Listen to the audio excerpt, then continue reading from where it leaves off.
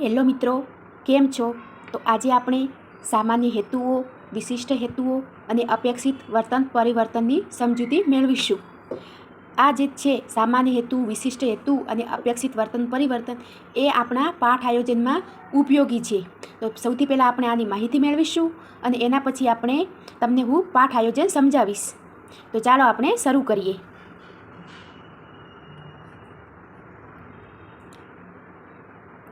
તો સૌથી પહેલાં તો કે વર્ગખંડમાં અધ્યાપન કાર્ય શરૂ કરતાં પહેલાં આ 3 ખ્યાલ સમજવો કેમ જરૂરી છે. કારણ કે આપણે આ બધું પાઠ આયોજનમાં જરૂરી છે.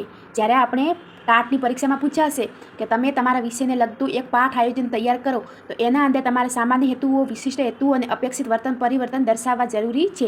એટલે સૌથી પહેલાં આપણે એનો ખ્યાલ સમજીશું. તો સૌથી પહેલાં જોઈએ કે સામાન્ય હેતુ હો. તો જે સામાન્ય હેતુ છે એ સમગ્ર વિષય અને લાંબા ગાળાના શિક્ષણ સાથે જોડાયેલા છે. તે એક વ્યાપક અને આદર્શવાદી છે. આ હેતુ એ સિદ્ધ કરવામાં આખું વર્ષ અથવા તેનાથી પણ વધારે સમય લાગી શકે છે. જે સામાન્ય હેતુ છે કેવા હોય છે?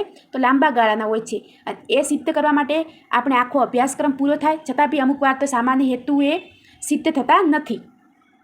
હવે તેની લાક્ષણિકતા જોઈએ તો વર્ષભર ચાલતી શૈક્ષણિક પ્રક્રિયા છે, વિષય પ્રત્યે અભિરુચિ અને તાર્કિક ક્ષમતા કેળવવી અને આદર્શવાદી સીધું જ ત્વરિત માપન શક્ય હોતું નથી. જે સામાન્ય હેતુ છે એ વર્ષભર એટલે કે આખી જિંદગી ચાલતી શૈક્ષણિક પ્રક્રિયા છે. વિષય પ્રત્યે અભિરુચિ અને તાર્કિક ક્ષમતા કેળવવી અને એનું સીધું માપ શક્ય નથી.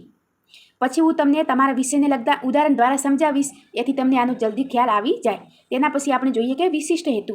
તો વિશિષ્ટ હેતુ એટલે કે જે આપણે 35 મિનિટનું જે આપણે એક લેક્ચર લઈએ એ લેક્ચરમાં જ એ હેતુઓ સિદ્ધ થઈ જાય છે. એટલે કે આ વિશિષ્ટ હેતુ ચોક્કસ તાસ અથવા મુદ્દા પૂરતા જ મર્યાદિત છે.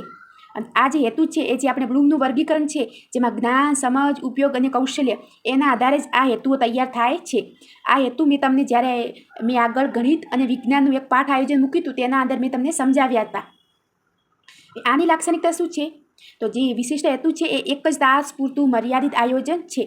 જેમ કે આપણે વર્ગખંડમાં ભણાવીએ કે નફો ખોટની સમજૂતી, તો આપણે તરત જ એનો ખ્યાલ ત્યાં જ આવી જાય, એટલે કે 1 તાસ પૂરતું છે. અને આનું જે મૂલ્યાંકન છે એ તાસ પત્યા પછી પણ આપણે કરી શકીએ છીએ. તેના પછી છે કે અપેક્ષિત વર્તન પરિવર્તન.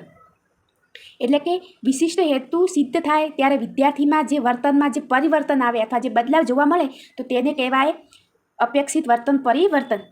શું? વિશિષ્ટ હેતુ એટલે કે આપણે જે 35 મિનિટનું લેક્ચર લઈએ એના અંદર જે વિદ્યાર્થીની અંદર જે વર્તનમાં પરિવર્તન આવે તો તેને કહેવાય અપેક્ષિત વર્તન પરિવર્તન. અને તે દર્શાવે કે પાઠ શીખ્યા પછી વિદ્યાર્થી વાસ્તવમાં જાતે નવું શું કરવા સક્ષમ બનશે. જેમ કે આપણે કંઈક વિજ્ઞાનનો પ્રયોગ બાળકોને સમજાવીએ તો જેવું આપણે લેક્ચર પતી જાય પછી આપણે બાળકોને કહીએ કે હવે તમે પ્રયોગ જાતે કરો, તો બાળકો તે પ્રયોગ કરી શકશે.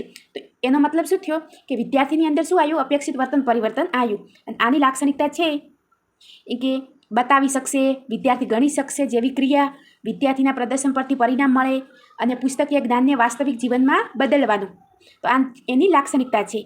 હવે આપણે 3નું એક કોષ્ટક જોઈએ એટલે આપણે જલ્દી એનો ખ્યાલ આવી જાય. જેમ કે સામાન્ય હેતુ એટલે કે સમગ્ર વિષયનું મોટું ધ્યેય, વિશિષ્ટ હેતુ એટલે કે દૈનિક પાઠ્ય મુદ્દાનું જ્ઞાન, અને અપેક્ષિત વર્તન પરિવર્તન એટલે કે વિદ્યાર્થીની નવી ક્રિયાશીલતા. એનો સમયગાળો તો સામાન્ય હેતુનો સમયગાળો છે લાંબો, વિશિષ્ટ હેતુનો ટૂંકો એટલે કે ફક્ત 1 તાસ પૂરતું, અને અપેક્ષિત વર્તન પૂરતું એટલે કે જેવો તાસ પૂરો થાય એટલે કે તરત જ જોવા મળે. પછી સામાન્ય હેતુનું માપન કરવું જટિલ છે, જ્યારે વિશિષ્ટ હેતુનું માપન સરળતાથી કરી શકાય. અને જ્યારે અપેક્ષિત વર્તન પરિવર્તનનું જે માપન છે એ પ્રત્યક્ષ રીતે ચોકસાઈથી માપી શકાય છે. હવે આપણે તેના વિષયવાર વ્યવહારિક ઉદાહરણો જોઈશું. જેમ કે ગણિત વિજ્ઞાન. તો ગણિતનું આપણે સામાન્ય હેતુ તો કે વિદ્યાર્થીઓમાં તાર્કિક, ગાણિતિક અને વ્યવહારિક ગણતરી શક્તિનો સર્વાંગી વિકાસ થાય છે. સામાન્ય હેતુ એ લાંબા ગાળાના હોય છે, એટલે કે વિદ્યાર્થીઓને તર્ક કરતા અથવા કોઈ પણ ગાણિતિક અથવા વ્યવહારિક ગણતરી કરવામાં શું થાય? સમય લાગે. પછી એનો વિશિષ્ટ હેતુ એટલે કે જે રીતે આપણે નફો ખોટ બનાવીએ તો તરત એના સૂત્રોથી એ શું થાય? માહિતગાર થાય. અને એ સૂત્રોના માહિતીને આધારે તે બીજા દાખલા પણ ગણી શકે છે, તો તેને કહેવાય અપેક્ષિત વર્તન પરિવર્તન. તે જ રીતે વિજ્ઞાન વિષયમાં આપણે જોઈએ તો કે વિદ્યાર્થીમાં વૈજ્ઞાનિક દૃષ્ટિકોણ કેળવાય અને કાર્યકારણ સંબંધની શું થાય? સમજ વિકસે. વિશિષ્ટ હેતુ એટલે કે પ્રકાશના પરાવર્તનના બંને નિયમો અને પરાવર્તનના પ્રકારો શીખી શકે. અને જેવું એ શીખે એટલે વિદ્યાર્થી જે ટોચ અને અરીસો દ્વારા આપાત કોણ અને પરાવર્તન કોણ સમાન હોય તે પ્રયોગ દ્વારા શું કરે, સાબિત કરે છે.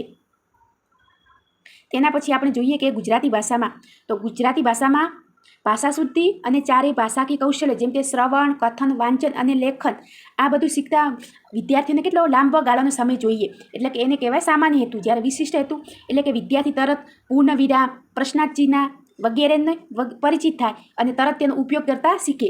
તો જેવો એ ઉપયોગ કરતા શીખે તો તેને કહેવાય અપેક્ષિત વર્તન પરિવર્તન.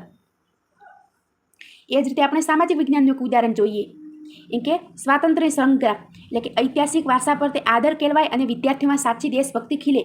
દેશભક્તિ ખીલતા વિદ્યાર્થીમાં બહુ સમય લાગે, એટલે કે લાંબા ગાળાનું કૌશલ્ય છે. એ જ રીતે કે જે સંગ્રામ થયો એના પાછળ જે રાજકીય, સામાજિક અને લશ્કરી કારણો તરત સમજી જાય તો એને કહેવાય વિશિષ્ટ હેતુ. એ જ રીતે ભારતના નકશામાં જે સંગ્રામના મુખ્ય કેન્દ્રો છે જેમ કે ઝાંસી, કાનપુર એ વિદ્યાર્થી દર્શાવી શકાય તો તેને કહેવાય અપેક્ષિત પરિવર્તન. હવે મિત્રો, જો તમને કોઈ પ્રશ્ન હોય તો તમારે મને કોમેન્ટ બોક્સમાં જણાવવાનું.